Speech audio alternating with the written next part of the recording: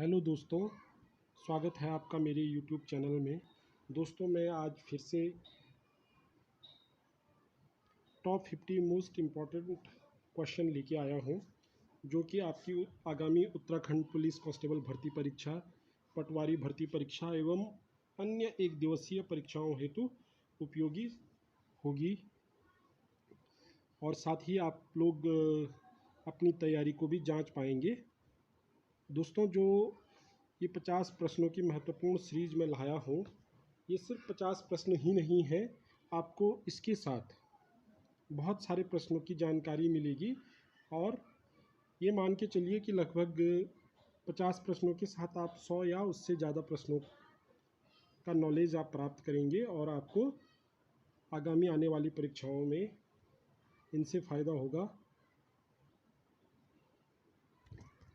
रखें, जिससे कि आपको जो नई जानकारियाँ मिले आप उसको नोट कर पाओ और वो आपको पढ़ने में फिर सहायता देंगे और उससे आपके कई क्वेश्चन तैयार हो पाएंगे। तो चलो दोस्तों, शुरू करते हैं आज की प्रश्नोत्तरी को। दोस्तों, आज का पहला प्रश्न है, उत्तराखंड राज्य में कुल कितने ज़िले हैं? Option A 15, option B 11, option C 13, option D 10। तो इसका राइट आंसर है ऑप्शन सी 13। दोस्तों, हमको ये भी ध्यान रखना है और इस प्रश्न से बहुत सारी जानकारियाँ मिलती हैं, लेकिन दो महत्वपूर्ण जानकारियाँ हमको ध्यान रखनी है। एक तो उत्तराखंड जो राज्य है वो कितने मंडलों से बना है, तो वो है 2। पहला कुमाऊं मंडल और दूसरा गढ़वाल मंडल। कुमाऊं मंडल की स्थापना हुई थी 1854 में और गढ़वाल मंडल की स्थापना हुई थी 1969 में। दोस्तों, साथ ही आपको यह ध्यान रखना है कि कुमाऊं मंडल में 6 ज़िले और गढ़वाल मंडल में 7 ज़िले हैं। तो दोस्तों, पहला जो इस पे प्रश्न बनता है कि कुमाऊं मंडल की स्थापना कब हुई थी, तो 1854 आपको ध्यान रखना है। और गढ़वाल मंडल की स्थापना कब हुई थी? 1969 ईस्वी में। तो ये आपको ध्यान रखना है। साथ ही दोस्तों, ज़िलों की संख्या भी ध्यान रखनी है। कुमाऊं में 6 और गढ़वाल में 7 ज़िले हैं। कुमाऊं मंडल में जो 6 ज़िले हैं उनके नाम हैं उधम सिंह नगर, नैनीताल, अल्मोड़ा, पिथौरागढ़, बागेश्वर, चंपावत। जबकि जो गढ़वाल मंडल है उसमें चमोली, उत्तरकाशी, देहरादून, पौड़ी, टिहरी, हरिद्वार, रुद्रप्रयाग ये 7 ज़िले हैं। कभी इन पे भी प्रश्न बन जाते हैं कि कौन सा ज़िला कुमाऊं मंडल में है और कौन सा गढ़वाल मंडल में है। इस टाइप से प्रश्न बन जाते हैं, तो आपको ज़िलों के नाम भी ध्यान रखने हैं।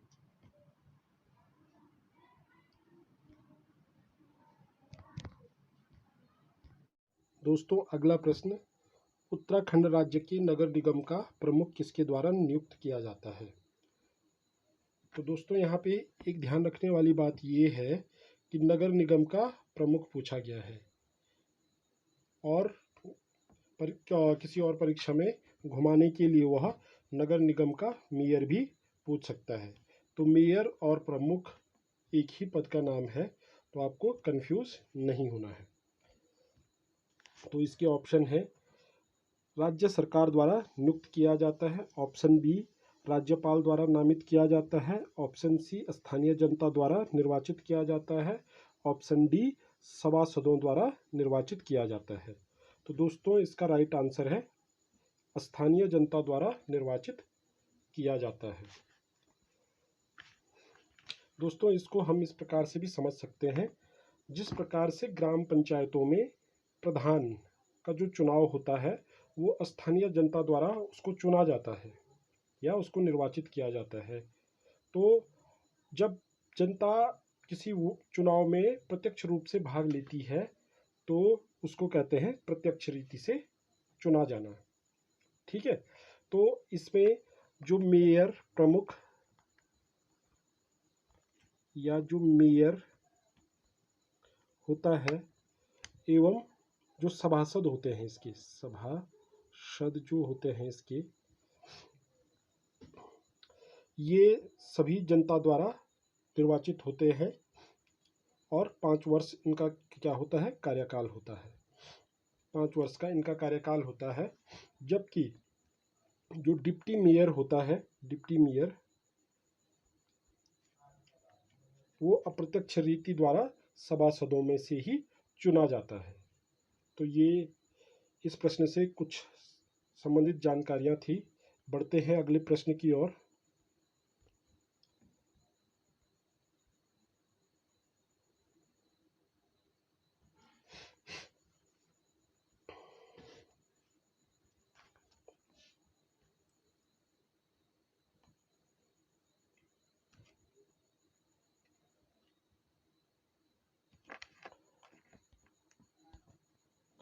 अगला प्रश्न है, क्षेत्रफल के घटते क्रम के आधार पर राज्य के निम्न जनपदों में से सही है।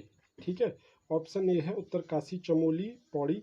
दोस्तों, ऑप्शनों को पढ़ने से पहले थोड़ा सा हम इनके क्षेत्रफलों को जान लेते हैं। तो दोस्तों, जैसे हमारे पास उत्तरकाशी है, तो उत्तरकाशी का जो क्षेत्रफल है वो है 7,951 वर्ग किलोमीटर। चमोली का है 8,030 वर्ग किलोमीटर। पौड़ी का है 5,438 वर्ग किलोमीटर। पिथौरागढ़ का है 7,110 और नैनीताल का है 3,853 वर्ग किलोमीटर। तो दोस्तों, इस हिसाब से हम क्या इनको घटते हुए क्रम में लगा सकते हैं। तो सबसे पहले आ जाएगा चमोली। चमोली का है 8,030 वर्ग किलोमीटर। फिर उसके बाद आ जाएगा उत्तरकाशी 7,951 वर्ग किलोमीटर। फिर उसके बाद आ जाएगा पिथौरागढ़ 7,110 वर्ग किलोमीटर। फिर आ जाएगा पौड़ी 5,438 वर्ग किलोमीटर और लास्ट में आ जाएगा नैनीताल 3,853 वर्ग किलोमीटर। दोस्तों, साथ ही में इसके साथ एक अन्य जानकारी आप लोगों को देना चाहूँगा कि इन जिलों की स्थापना कब कब हुई थी। तो जो चमोली जनपद है, पहले इसका आंसर हम जो कर लेते हैं, टिक कर लेते हैं। तो उस हिसाब से ऊपर जो मैंने इनके क्षेत्रफल दिए हैं उसके हिसाब से इसका राइट आंसर होगा ऑप्शन सी। तो दोस्तों, अब हम इनके स्थापना जो हुई है उसको भी थोड़ा सा देख लेते हैं।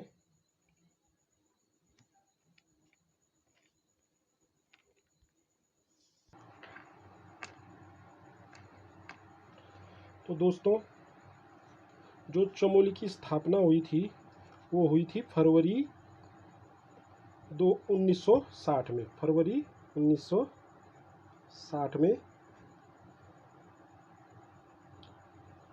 1960 में क्या हुई थी, चमोली जनपद की स्थापना हुई थी। उसके बाद जो पिथौरागढ़ है, पिथौरागढ़ की हुई थी 24 फरवरी 1960। फिर उसके बाद है उत्तरकाशी 24 फरवरी 1960 में इसकी स्थापना हुई थी। उसके बाद नैनीताल 1891 में जिला मुख्यालय बनाया गया था। और पौड़ी बना था 1840 में। तो ये जानकारियाँ आपको ध्यान रखनी है। बढ़ते हैं अगले प्रश्न की ओर। अगला प्रश्न है दोस्तों, निम्न में से उत्तराखंड के किस क्षेत्र को कुमाऊं का बारदोली नाम से जाना जाता है। दोस्तों, बहुत ही महत्वपूर्ण प्रश्न है और बहुत बार परीक्षाओं में पूछा गया है। ऑप्शन ए है भाबर क्षेत्र, ऑप्शन बी सल्ट क्षेत्र, ऑप्शन सी किच्छा क्षेत्र, ऑप्शन डी गढ़वाल क्षेत्र।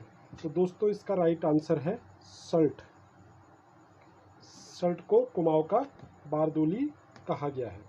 अब इसको क्यों कहा गया है ऐसा, जिस प्रकार से बारदोली में निहत्ती जनता पर उस टाइम की तत्कालीन जो सरकार थी उसके द्वारा गोलियां चलाई गई थी, उसी प्रकार से 5 सितंबर 1942 को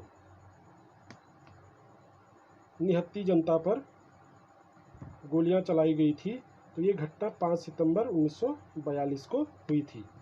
अब इससे एक महत्वपूर्ण प्रश्न बनता है कि जो सल्ट क्षेत्र में ये घटना घटित हुई थी उसको कुमाऊं का बारदोली किसने कहा था।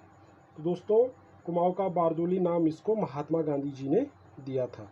आपको ये ध्यान रखना है, कुमाऊं का बारदोली नाम जो दिया है इसको महात्मा गांधी जी ने इसको दिया था। तो ये आपको ध्यान रखना है। बढ़ते हैं अगले प्रश्न की ओर।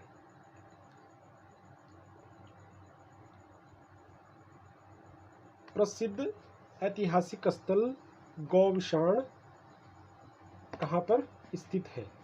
Option A Haridwar, option B Kashipur, option C Rudraprayag, option D Srinagar. तो दोस्तों इसका राइट आंसर है काशीपुर, जो कि उधम सिंह नगर में पड़ता है। तो दोस्तों ये क्यों प्रसिद्ध है गौविशाण, जो चीनी यात्री वेनसांग था वो हर्ष के समय में क्या इस जगह पर आया था, और उस समय काशीपुर को गौविशाण कहा जाता था, और नगर के मध्य में बौद्ध मठ स्थित था, जिसके अवशेष अभी भी वहाँ पर स्थित है।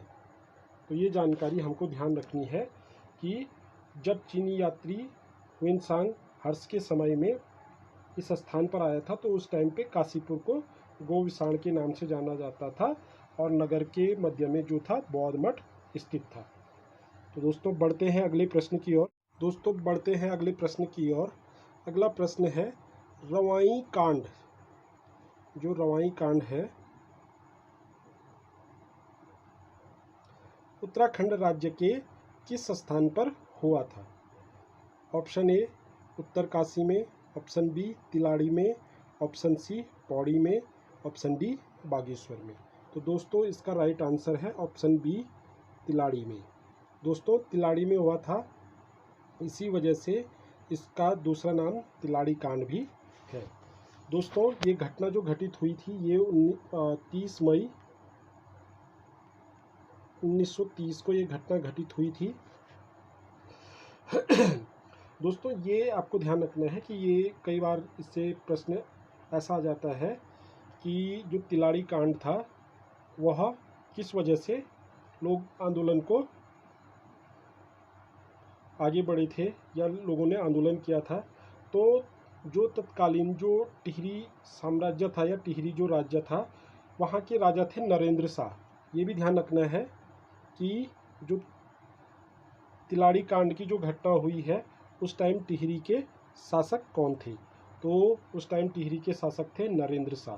तो नरेंद्र शाह के समय में एक नया वन कानून बना था जिसके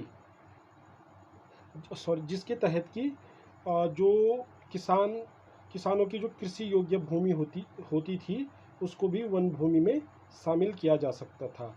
इसी वजह से जो लोग थे या किसान लोग थे उन्होंने इस कानून के खिलाफ आंदोलन शुरू किया था, और जो उस समय जो दीवान थे चक्रधर जुयाल जी, उनके आदेश पर निहत्ती जो जनता थी उन पर गोलियां चलाई गई थी और कई लोग इसमें शहीद भी हो गए थे। तो दोस्तों इतनी जानकारी आपको ध्यान रखनी है।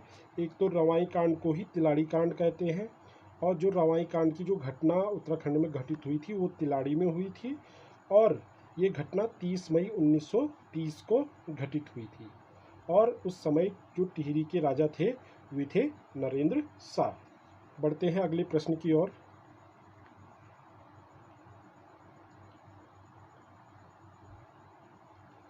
अल्मोड़ा समाचार पत्र का प्रकाशन किस वर्ष किया गया था? ऑप्शन है 1871, 1771, 1971, 1870।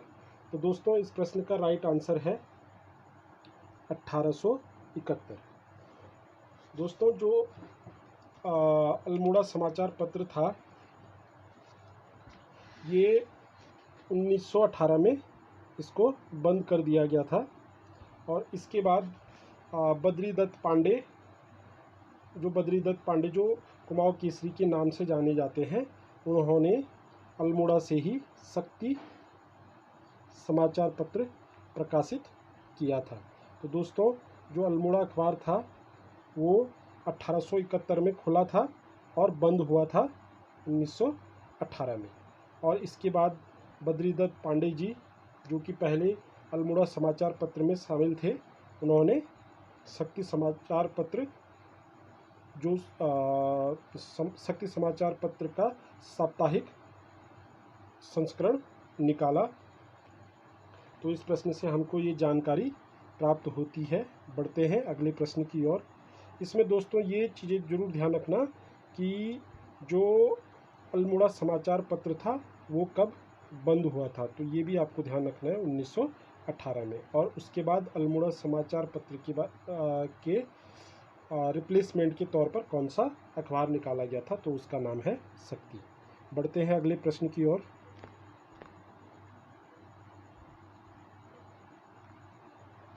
निम्न में से रामायण कालीन वाणासुर की राजधानी क्या थी? तो दोस्तों ऑप्शन है इसके देवप्रयाग, अलकापुरी, चंपावत, जोशीमठ। तो दोस्तों जो रामायण कालीन वाणासुर की राजधानी थी वो थी जोशीमठ। और जोशीमठ को ही ज्योतिषपुर नाम से भी जाना जाता था उस समय पे, या उस समय पे जोशीमठ को ज्योतिषपुर कहा जाता था। तो हो सकता है कि वो किसी पेपर में जोशीमठ की जगह ज्योतिषपुर दे दे, तो आपको ये कंफ्यूज नहीं करना है कि हमने जोशीमठ पढ़ा था और यहाँ पूछा गया है, यहाँ दिया गया है ज्योतिषपुर। तो ये दोनों नाम एक ही है, एक ही जगह के नाम है और पहले जोशीमठ को ज्योतिषपुर कहा जाता था। बढ़ते हैं अगले प्रश्न की ओर।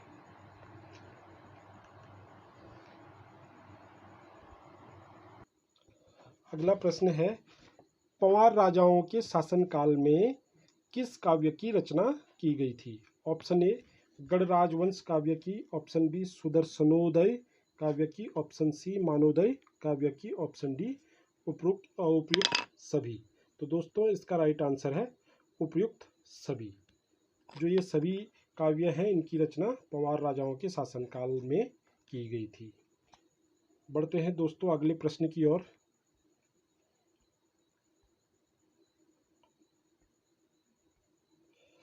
उत्तराखंड में होम रूल लीग आंदोलन किसने चलाया था?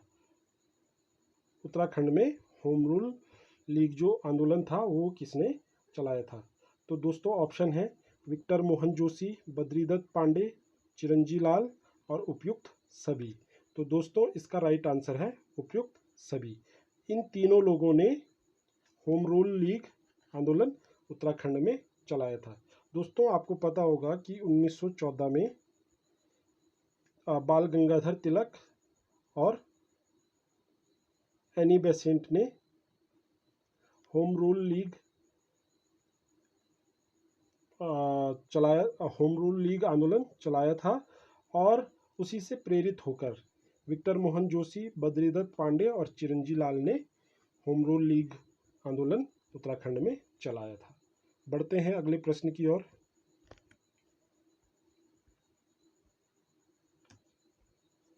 निम्न में से उत्तराखंड में डोला पालकी आंदोलन के प्रणेता कौन थे?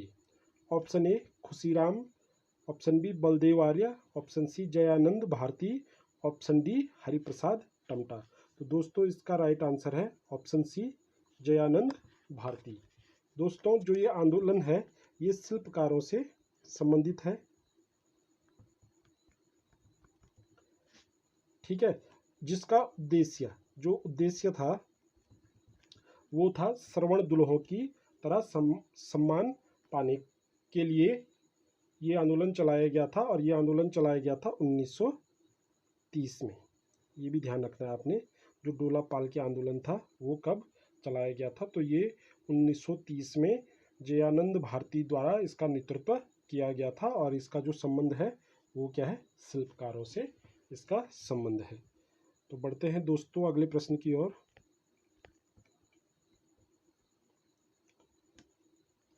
अगला प्रश्न है कालसी अभिलेख। कालसी अभिलेख का संबंध किस वंश से है? Option A Katyuri, option B Panwar, option C Kushan, option D Maurya. तो दोस्तों इसका राइट आंसर है ऑप्शन डी मौर्य। इसका संबंध मौर्यों से है। दोस्तों जो मौर्य वंश के प्रतापी सम्राट थे अशोक, उनके द्वारा अपनी उत्तर की सीमा के लिए ये जो अभिलेख था वो कालसी में स्थापित किया गया था। लगभग 257 ईसा पूर्व, ये भी ध्यान रखना है, 257 ईसा पूर्व में उन्होंने क्या किया था, इसको अपनी उत्तरी सीमा कालसी में स्थापित किया था, जो कि देहरादून, कालसी कहाँ है, देहरादून में है। देहरादून के उत्तर में टोंस और जो यमुना नदियाँ हैं, टोंस और जो यमुना नदी का जो जहाँ पे संगम होता है कालसी में, तो वहाँ पे इसको स्थापित किया गया था। बढ़ते हैं दोस्तों अगले प्रश्न की ओर।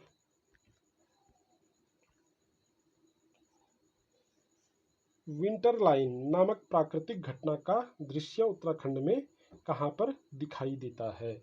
ऑप्शन ए नैनीताल में, ऑप्शन बी मसूरी में, ऑप्शन सी कौशानी में, ऑप्शन डी माणा में। तो दोस्तों इसका राइट आंसर है ऑप्शन बी मसूरी में।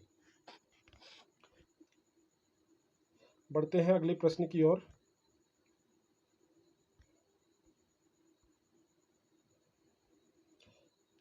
दून घाटी उत्तराखंड राज्य के किस जिले में स्थित है?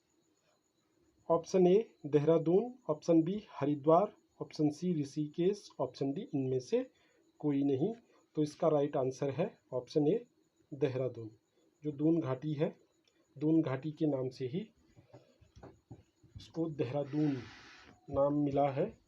तो ये आपको ध्यान रखना, दून घाटी देहरादून जिले में स्थित है। बढ़ते हैं अगले प्रश्न की ओर।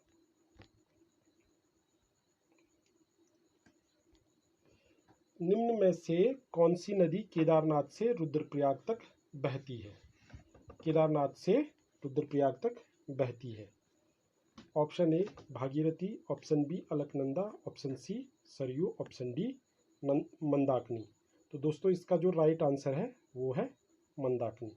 जो मंदाकिनी नदी है वो केदारनाथ से रुद्रप्रयाग तक बहती है, और रुद्रप्रयाग में इसका अलकनंदा से क्या हो जाता है, संगम हो जाता है, जो कि पंच प्रयागों में से एक प्रयाग है।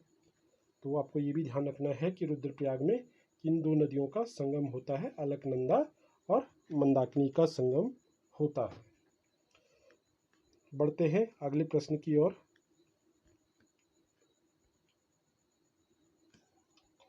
गंगा को राष्ट्रीय नदी कब घोषित किया गया था? ऑप्शन ए 2008 में, ऑप्शन बी 2009 में, ऑप्शन सी 2010 में, ऑप्शन डी 2011 में। तो दोस्तों इसका राइट आंसर है ऑप्शन ए 2008 में। 2008 में गंगा को राष्ट्रीय नदी घोषित किया गया था। बढ़ते हैं अगले प्रश्न की ओर।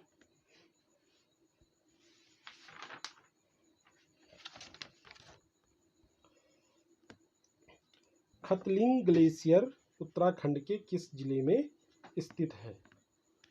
खतलिंग ग्लेशियर उत्तराखंड के किस जिले में स्थित है? ऑप्शन है टिहरी जिले में, उत्तरकाशी में, चमोली में और पिथौरागढ़ में। तो दोस्तों इसका राइट आंसर है टिहरी जिले में। दोस्तों जो खतलिंग ग्लेशियर है ये 2 जनपदों में इसका विस्तार है। दूसरा जो जनपद है इसके साथ रुद्रप्रयाग है। तो जो खतलिंग ग्लेशियर है टिहरी और रुद्रप्रयाग में इसका विस्तार है, ये भी आपको ध्यान रखना है। कभी दो दो ऑप्शन एक साथ दे देता, दो दो उत्तर एक साथ दे देता है। टिहरी रुद्रप्रयाग दे देगा, उत्तरकाशी चमोली इस टाइप से दे देगा। तो आपको ये ध्यान रखना है, टिहरी और रुद्रप्रयाग में खतलिंग ग्लेशियर का विस्तार है। साथ ही जो भिलंगना नदी है हमारी टिहरी, पुरानी टिहरी में जो मिलती है, तो उसका उद्गम स्थल भी खतलिंग ग्लेशियर से ही होता है। चलो दोस्तों, बढ़ते हैं अगले प्रश्न की ओर।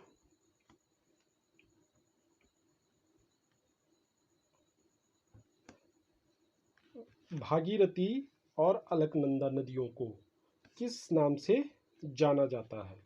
ऑप्शन ए माता पुत्री, ऑप्शन बी माता बहन, ऑप्शन सी बहन बहन, ऑप्शन डी सास बहू।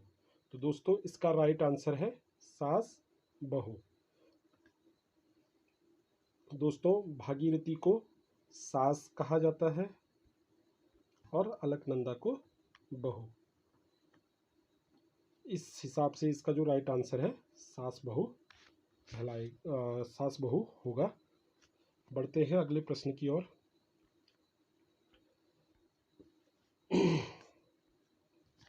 कफनी ग्लेशियर उत्तराखंड राज्य में कहाँ पर स्थित है?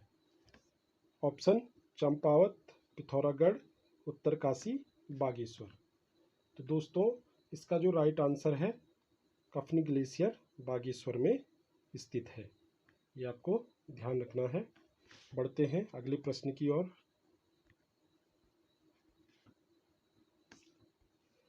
सुंदरदुंगा हिमानी या सुंदरदुंगा जो ग्लेशियर है उत्तराखंड के किस जनपद में स्थित है? ऑप्शन है बागेश्वर, टिहरी गढ़वाल, उत्तरकाशी, देहरादून। तो दोस्तों जो इसका राइट आंसर है सुंदरदुंगा जो हिमानी या ग्लेशियर है वो बागेश्वर में स्थित है। बढ़ते हैं अगले प्रश्न की ओर। ये प्रश्न तो रिपीट हो गया है कि केदारनाथ से रुद्रप्रयाग तक कौन सी नदी बहती है? तो इसका आंसर है मंदाकिनी। प्रसिद्ध फूलों की घाटी, बहुत ही महत्वपूर्ण प्रश्न है। प्रसिद्ध फूलों की घाटी उत्तराखंड के किस जनपद में स्थित है? ऑप्शन है रुद्रप्रयाग, पिथौरागढ़, चमोली, उत्तरकाशी। तो दोस्तों इसका राइट आंसर है चमोली। ये पिछली सीरीज में भी मैं बता चुका हूँ, फूलों की जो घाटी है वो कहाँ है? चमोली जनपद में स्थित है। इंग्लिश में इसको वैली ऑफ फ्लावर बोलेंगे, वैली ऑफ फ्लावर। ठीक है, तो कई बार फूलों की घाटी की जगह वो कंफ्यूज करने के लिए पूछ लेता है कि वैली ऑफ फ्लावर्स उत्तराखंड के किस जनपद में स्थित है, तो आपको कंफ्यूज नहीं होना है। दूसरी बात, कई बार प्रश्न ये पूछ लेता है कि फूलों की घाटी की खोज किसने की थी? खोज तो ये की थी फ्रैंक स्मिथ ने। फ्रैंक स्मिथ ने इसकी खोज की थी। फ्रैंक एस स्मिथ ने इसकी खोज 1982 में की थी। सॉरी,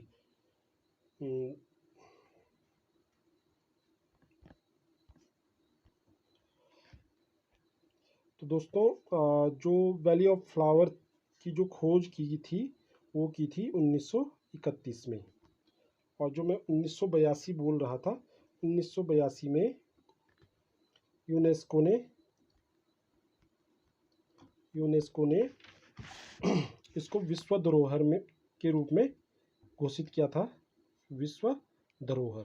तो ये आपको ध्यान रखना है कि जो फूलों की घाटी या वैली ऑफ फ्लावर है वो चमोली जनपद में स्थित है। इसकी खोज फ्रैंक एस स्मिथ ने इसकी खोज की थी और 1931 में इसकी खोज की थी। वो भी बाय चांस वो घूमने निकले थे और उनको ये फूलों की घाटी मिल गई थी। तो इस वजह से इसका श्रेय फ्रैंक एस स्मिथ को जाता है और 1982 में यूनेस्को ने फूलों की घाटी को विश्व धरोहर घोषित किया था। बढ़ते हैं अगले प्रश्न की ओर।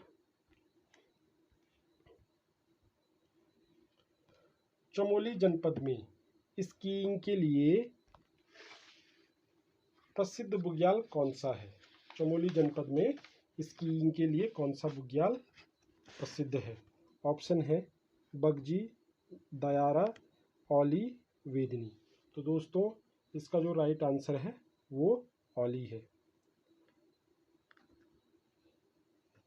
और कई बार औली में स्कीइंग प्रतियोगिताएं होती रहती हैं, तो इसका जो राइट आंसर होगा वो औली है।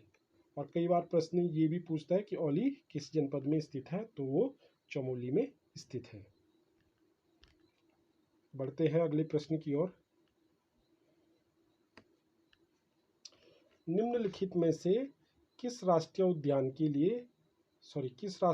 के मध्य में पाटलिदून है? किस राष्ट्रीय उद्यान के मध्य में पाटलिदून है?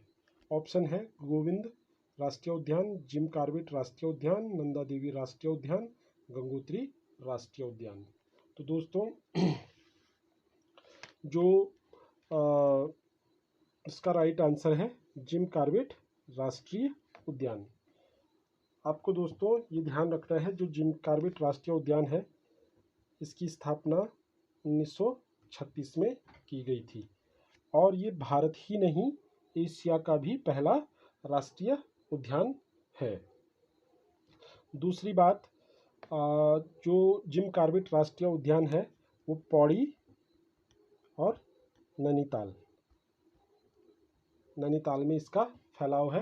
पौड़ी में मैंने बता भी रखा है, पिछले जो वीडियो है जिन साथियों ने देखा नहीं है तो वो डिस्क्रिप्शन में लिंक दिया है, वहाँ से देख सकते हैं।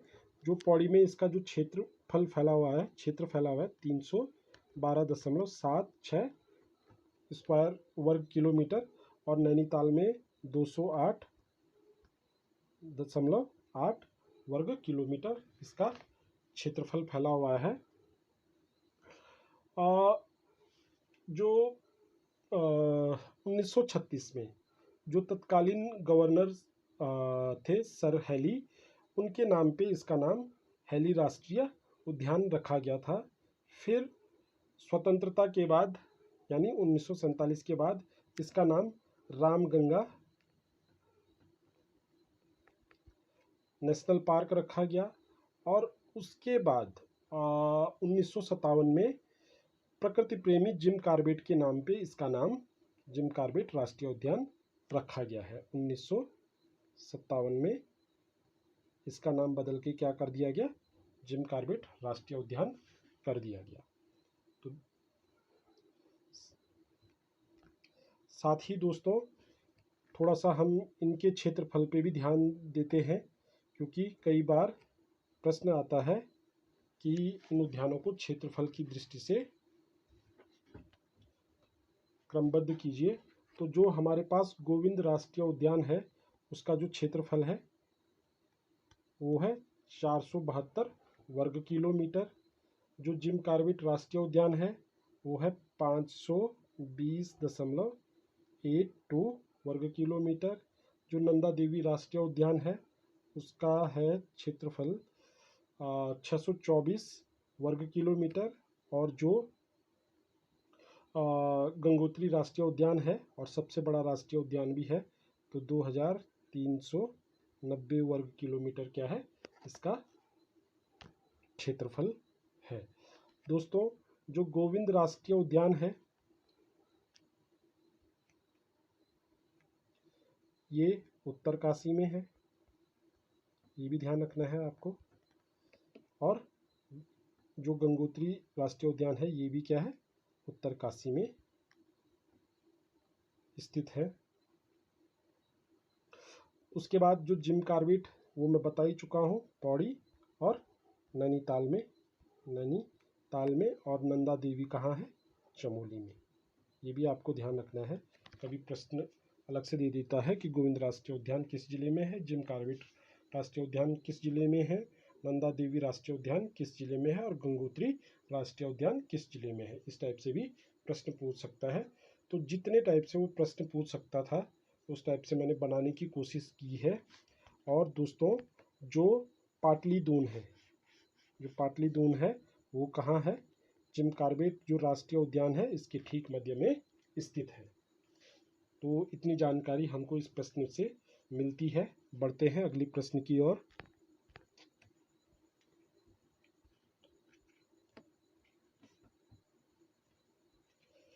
निम्न राष्ट्रीय उद्यानों व उनके क्षेत्रफल में कौन सुमेलित नहीं है? तो दोस्तों, अभी हमने पिछले प्रश्न में इसकी चर्चा की है। तो जो कॉर्बेट राष्ट्रीय उद्यान का जो क्षेत्रफल दीर्घ है 520.82 वर्ग किलोमीटर, ये भी सही है। गोविंद जो राष्ट्रीय उद्यान है उसका 472, ये भी सही है। नंदा देवी का 624, ये भी सही है। और फूलों की घाटी 85.5 वर्ग किलोमीटर जो दीर्घ है, ये क्या है?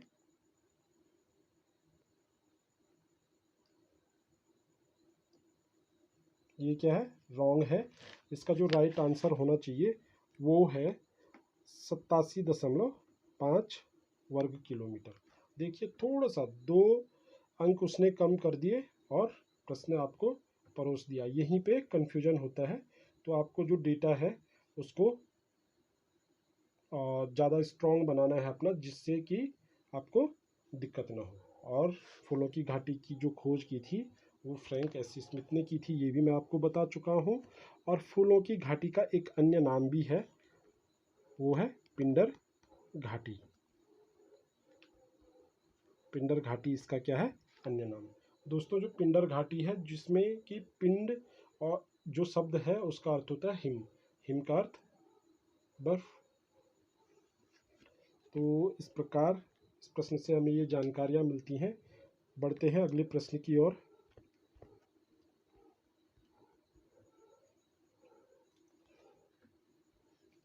निम्नलिखित में से उत्तराखंड के शुद्ध सिंचन, सिंचाई की बात कर रहा है, क्षमता में सर्वाधिक योगदान किसका है? ऑप्शन ए नहरों का, ऑप्शन बी नलकूपों का, ऑप्शन सी तालाबों का, ऑप्शन डी कूपों का। तो दोस्तों, जो सर्वाधिक जो शुद्ध सिंचाई की जा रही है अभी वर्तमान में, वो नलकूपों से सर्वाधिक की जा रही है। तो इसका राइट आंसर होगा ऑप्शन बी, नलकूपों से। बढ़ते हैं अगले प्रश्न की ओर।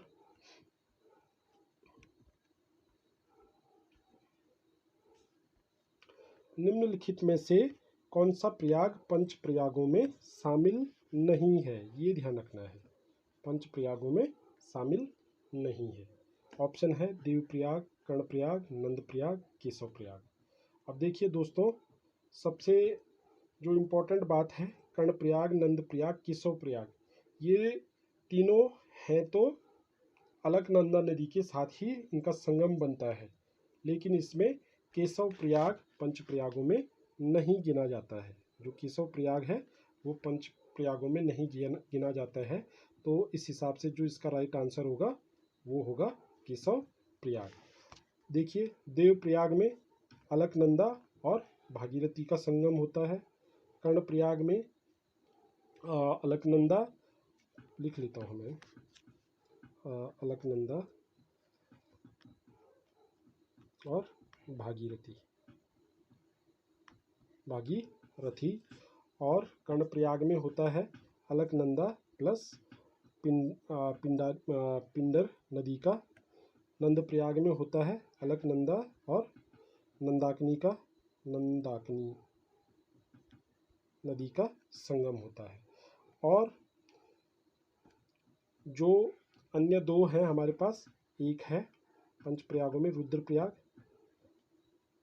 जो कि पिछले प्रश्न में बता चुका हूँ कि रुद्रप्रयाग में अलकनंदा और मंदाकिनी का संगम होता है, मंदाकिनी। ठीक है। और जो लास्ट जो इसमें प्रयाग है, लास्ट नहीं कहूँगा, ये तो ऊपर से है, लेकिन जो छूट रहा है वो है विष्णु प्रयाग। लास्ट अगर सीरियल के हिसाब से देखिए तो लास्ट देव प्रयाग आता है। तो इसमें विष्णु प्रयाग में अलकनंदा और धौलीगंगा का संगम होता है। अलकनंदा और धौलीगंगा का क्या होता है, यहाँ पे संगम होता है। तो ये जानकारियाँ हमको इस प्रश्न से मिलती हैं। हाँ, और कई बार पूछता है, एक प्रश्न ये आता है कि जो अलकनंदा नदी है, अलकनंदा, वह जो सरस्वती नदी है, सरस्वती नदी है, इसका संगम किस स्थान पर होता है? तो इसका संगम होता है केशव प्रयाग में। कहाँ पे होता है? केशव प्रयाग में होता है। लेकिन केशव प्रयाग पंच प्रयागों में नहीं आता है, ये आपको ध्यान रखना है।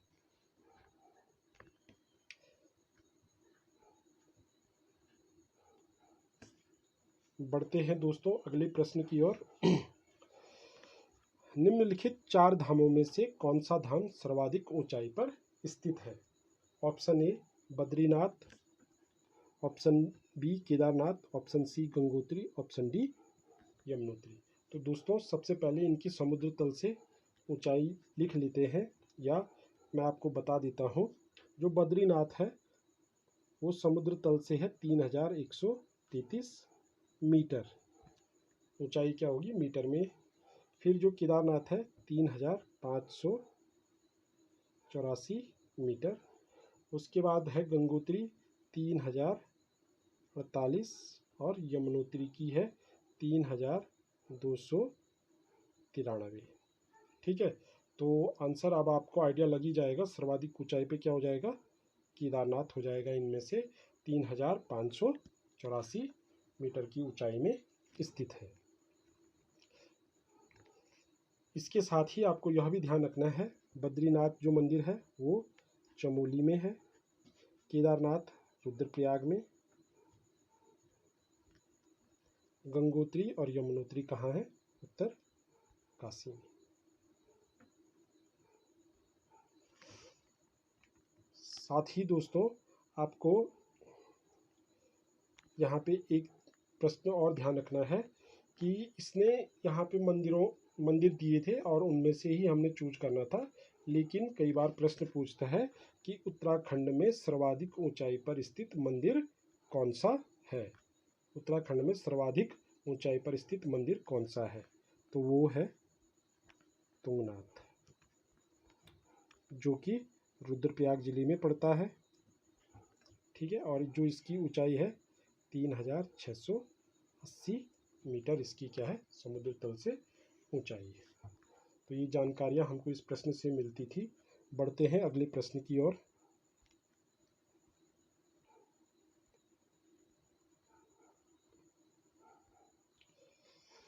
गढ़वाल क्षेत्र में थड़िया नृत्य कब किया जाता है? जो थड़िया नृत्य है वो कब किया जाता है? ऑप्शन ए है शिशु जन्म पर, ऑप्शन बी विवाह के समय, ऑप्शन सी सगाई के समय, ऑप्शन डी महिला के प्रथम बार मायके आने पर। तो दोस्तों इसका जो राइट आंसर है वो है ऑप्शन डी, महिला के प्रथम बार मायके आने पर। दोस्तों जो थाड़ होता है उसका अर्थ होता है आंगन। तो जब कोई विवाहित महिला प्रथम बार, विवाह के प्रथम बार अपने मायके आती है तो वह आंगन में नृत्य करती है। तो इस हिसाब से इसका राइट आंसर हो जाएगा महिला के प्रथम बार मायके आने पर। बढ़ते हैं अगले प्रश्न की ओर।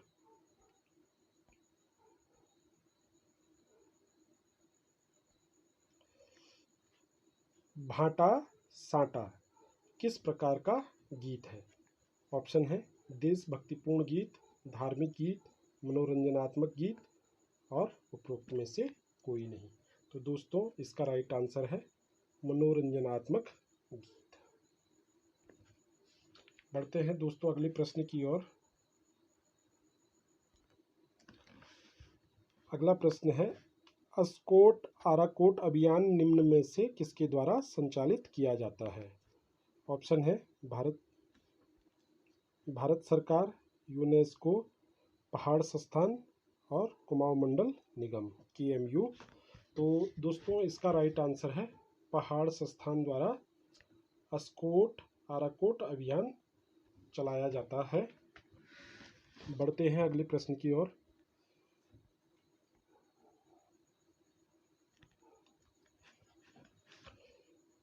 निम्नलिखित में से कौथिग शब्द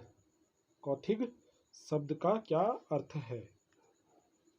तो दोस्तों ऑप्शन है मेला, नृत्य, एक खाद्य उत्पाद, अनाज एवं मोटे।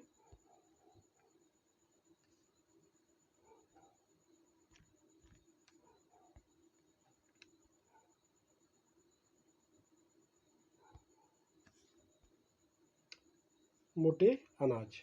तो दोस्तों इसका जो राइट आंसर है वो है मेला। जो कौथिग शब्द है वो पहले मेले के लिए प्रयोग होता था, तो इसका राइट आंसर हो जाएगा ऑप्शन ए मेला। बढ़ते हैं अगले प्रश्न की ओर।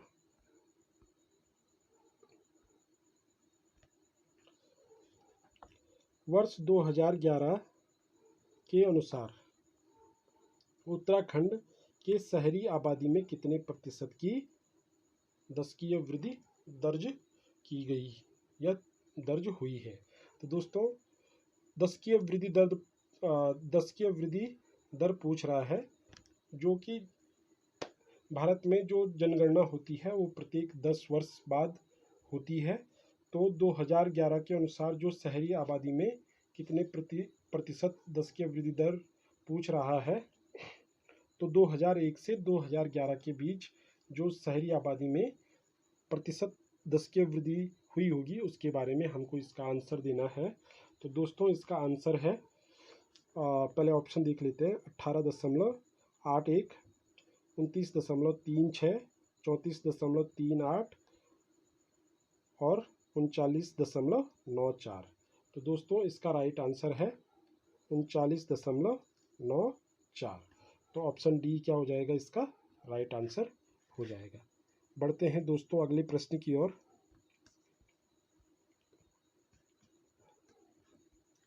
निम्नलिखित में से किस पर्व को थारू जनजाति है वह शोक पर्व के रूप में मनाती है? ऑप्शन है होली, दीपावली, नागपंचमी, दशहरा। तो दोस्तों जो थारू जनजाति है वो दीपावली को शोक पर्व के रूप में मनाते हैं। बढ़ते हैं अगले प्रश्न की ओर।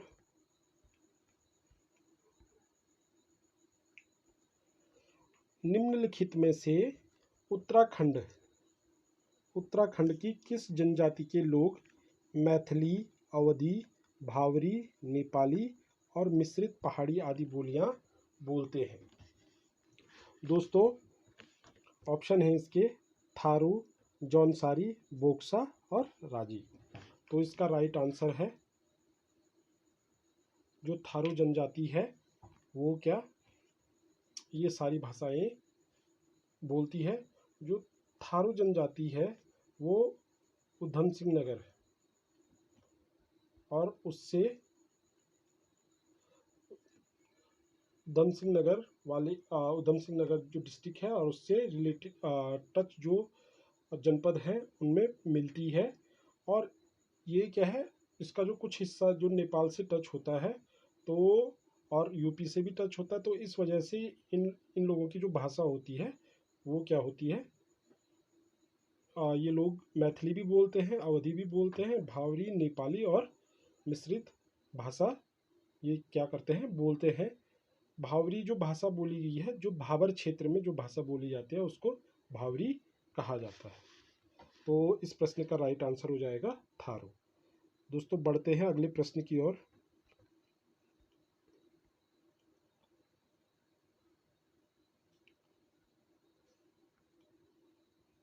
सयाना नामक राजनैतिक संस्था उत्तराखंड की किस जनजाति में पाई जाती है?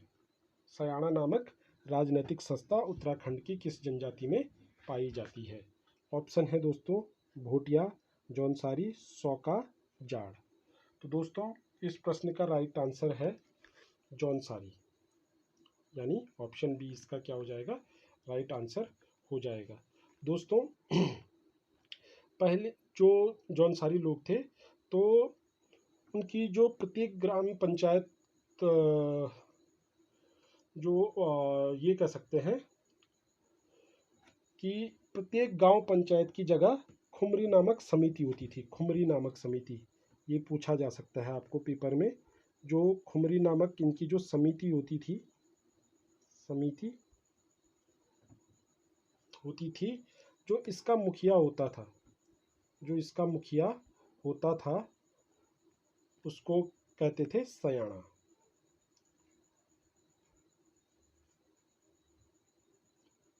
ठीक है दोस्तों, तो जो सयाना जो राजनीतिक संस्था है वो उत्तराखंड की जौनसारी जनजाति से रिलेटेड है। और कभी वो ये भी पूछ सकता है जो खुमरी समिति है वो किस जनजाति से संबंधित है, तो वो भी हो जाएगा जौनसारी जो जनजाति है उससे इसका संबंध हो जाएगा। बढ़ते हैं अगले प्रश्न की ओर।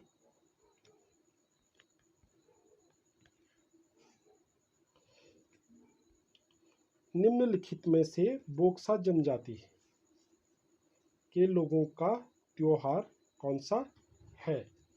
तो इसके ऑप्शन है होंगण, डलिया, गोटरे और उपरोक्त सभी।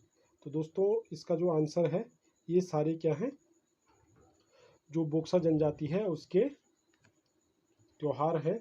साथ ही ये लोग चैती, नोबी, होली, दीपावली, नवरात्रि भी इनके क्या है, प्रमुख त्योहार हैं। तो इसका जो राइट आंसर हो जाएगा वो हो जाएगा ऑप्शन डी। बढ़ते हैं अगले प्रश्न की ओर।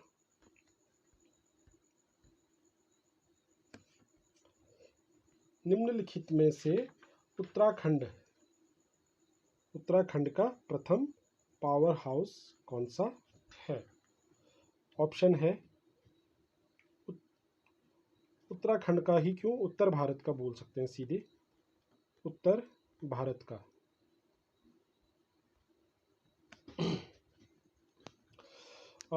उत्तराखंड का प्रथम या उत्तर भारत का प्रथम पावर हाउस कौन सा है? ऑप्शन है गलोगी जल विद्युत प्लांट, डाक पत्थर जल विद्युत परियोजना, मनेरी भाली जल विद्युत परियोजना, धौलीगंगा जल विद्युत परियोजना। तो दोस्तों इसका राइट आंसर है गलोगी जल विद्युत प्लांट, जो कि मसूरी में स्थित है। अंग्रेजों के समय में इसकी स्थापना की गई थी और अभी भी इस प्लांट के अवशेष मसूरी में स्थित है। तो आपको ये ध्यान रखना है उत्तराखंड का प्रथम या उत्तर भारत का प्रथम पावर हाउस कौन सा है? तो गलोगी जल विद्युत प्लांट है, जो कि मसूरी में स्थित है। ये आपको ध्यान रखना है। बढ़ते हैं अगले प्रश्न की ओर।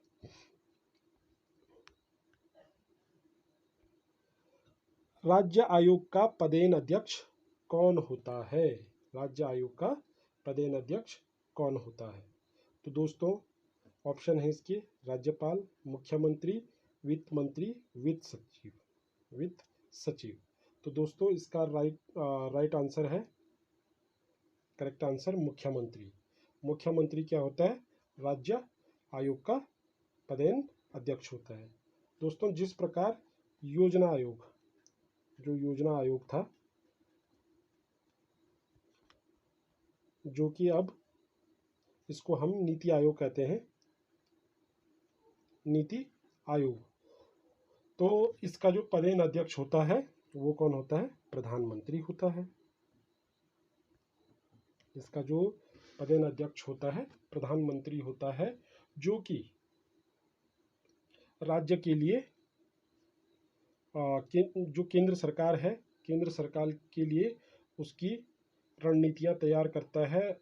विकास से संबंधित जो रणनीतियां होती है उन पे इनका फोकस होता है। वैसे ही राज्य आयोग होता है, राज्य का जो मुख्यमंत्री होता है राज्य आयोग का पदेन अध्यक्ष होता है। दोस्तों, अब जब यहाँ पे नीति आयोग की बात आई गई है तो इसके बारे में थोड़ा सा और जान लेते हैं। जो 1 जनवरी, ठीक है, 1 जनवरी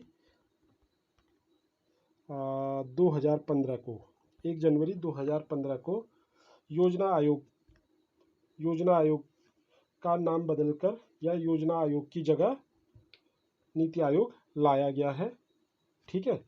और कई बार नीति आयोग की फुल फॉर्म पूछ लेता है, तो इसकी फुल फॉर्म होती है नेशनल इंस्टीट्यूशन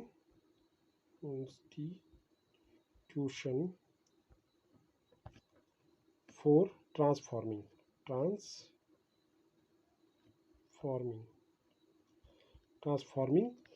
इसकी फुल फॉर्म होती है national institution for transforming India. ये आपको ध्यान रखना है, national institution for transforming India.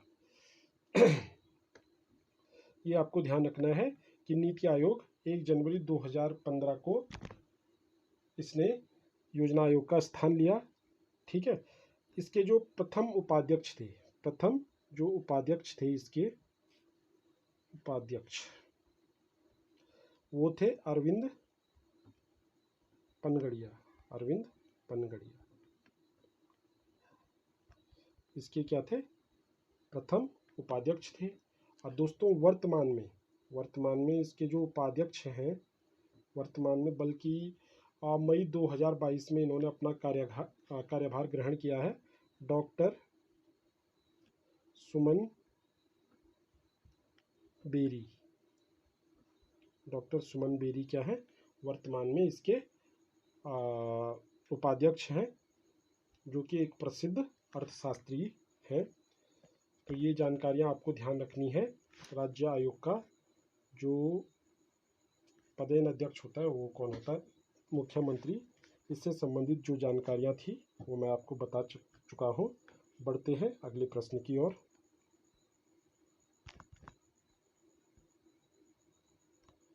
Uttarakhand में वित्तीय वर्ष प्रारंभ होता है। तो दोस्तों, उत्तराखंड हो या हमारा भारत हो, तो उत्तराखंड और भारत में जो वित्तीय वर्ष होता है वो होता है 1 अप्रैल से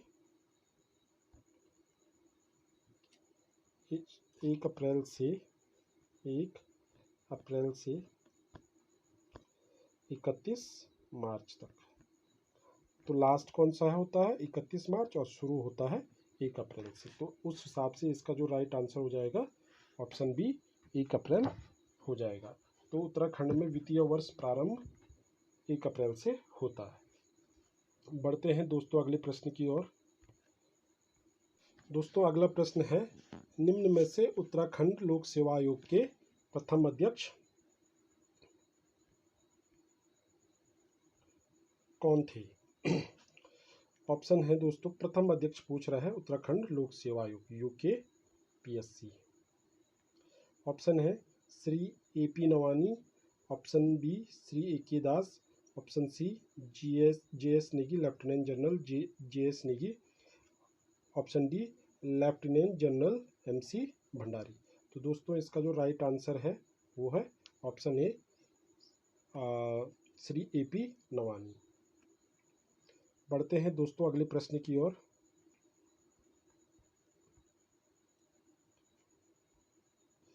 निम्नलिखित में से किस स्वतंत्रता सेनानी को गढ़केसरी के नाम से जाना जाता है? ऑप्शन है कुमानी पंत, बद्रीदत्त पांडे, अनसुईया प्रसाद बहुगुणा और इंद्रमणि बडोनी। तो दोस्तों, जो इसका राइट आंसर है वो है ऑप्शन सी, अनसुईया प्रसाद बहुगुणा को गढ़केसरी के नाम से जाना जाता है। बद्रीदत्त पांडे को मैंने आपको बता ही रखा है, कुमाऊं केसरी कहते हैं।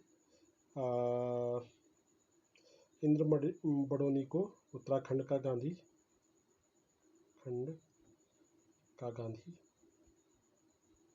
कहते हैं। तो दोस्तों, इस प्रश्न का जो राइट आंसर है, गढ़केसरी के नाम से अनसुईया प्रसाद बहुगुणा को बोला जाता है। साथ में आपको ये भी ध्यान रखना है, बद्रीदत्त पांडे कुमाऊं केसरी और इंद्रमणि बडोनी उत्तराखंड के गांधी कहलाते हैं। बढ़ते हैं दोस्तों अगले प्रश्न की ओर।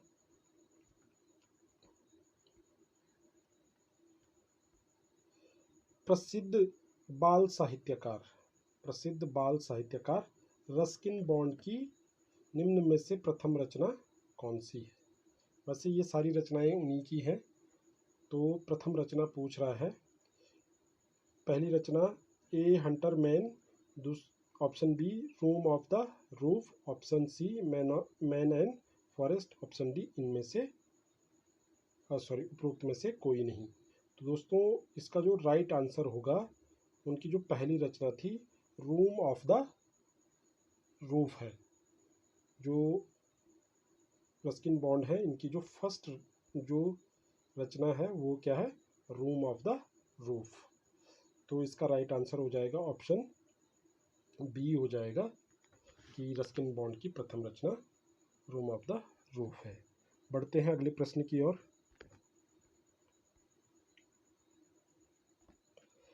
भारत रत्न से सम्मानित होने वाली उत्तराखंड के एकमात्र व्यक्ति कौन हैं? दोस्तों ऑप्शन है इसके Govind Ballabh Pant, general BC Joshi, Bhimsen Joshi, HN Bahuguna, Hemvati Nandan Bahuguna.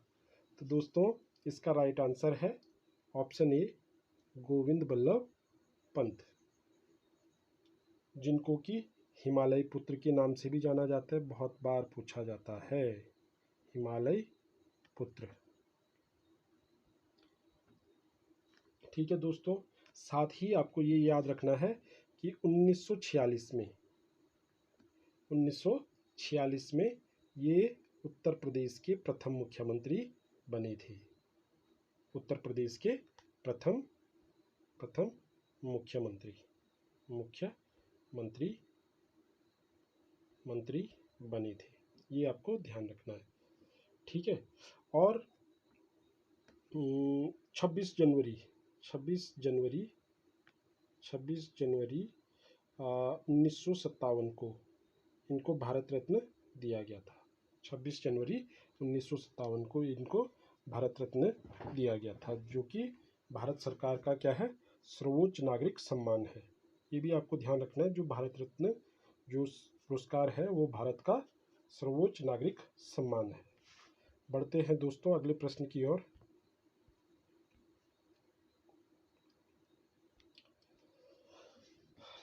Badridutt Pandey का संबंध निम्न में से किस समाचार पत्र से है? अभी पीछे के प्रश्नों में मैं बता ही चुका हूँ, वैसे तो ध्यान आ ही जाएगा आपको। ऑप्शन ए हरिद्वार समाचार, गढ़वाल पोस्ट, जनता संदेश, अल्मोड़ा अखबार। तो दोस्तों इसका जो राइट आंसर है वो है अल्मोड़ा अखबार। बढ़ते हैं दोस्तों अगले प्रश्न की ओर।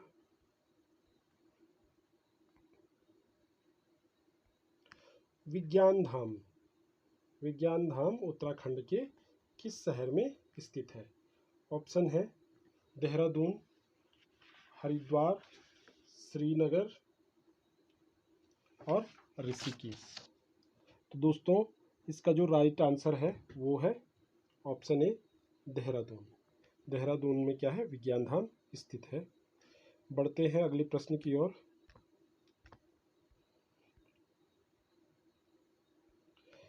गढ़वाल रेजिमेंट का मुख्यालय 1887 से कहाँ पर स्थित है? ऑप्शन ए देहरादून, लैंसडौन, लंडौर और चकराता। तो दोस्तों इसका जो राइट आंसर है वो है लैंसडौन में 1887 में इसका मुख्यालय बनाया गया था गढ़वाल रेजिमेंट का, वो 1887 से ही लैंसडौन में स्थित है। दोस्तों इसके बाद बढ़ते हैं अगले प्रश्न की ओर।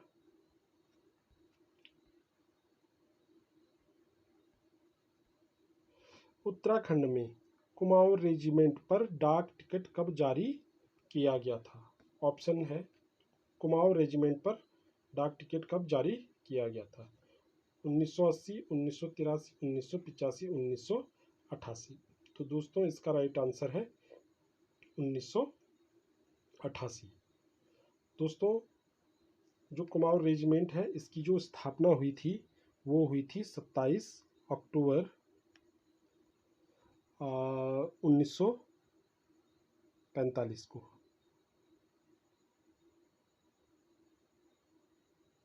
ठीक है। और मई 1948 में, मई 1948 में इसका जो मुख्यालय था वो आगरा से रानीखेत अल्मोड़ा में शिफ्ट किया गया है। रानीखेत अल्मोड़ा में इसको क्या किया गया है, शिफ्ट किया गया है 1948 में। तो बढ़ते हैं दोस्तों अगले प्रश्न की ओर।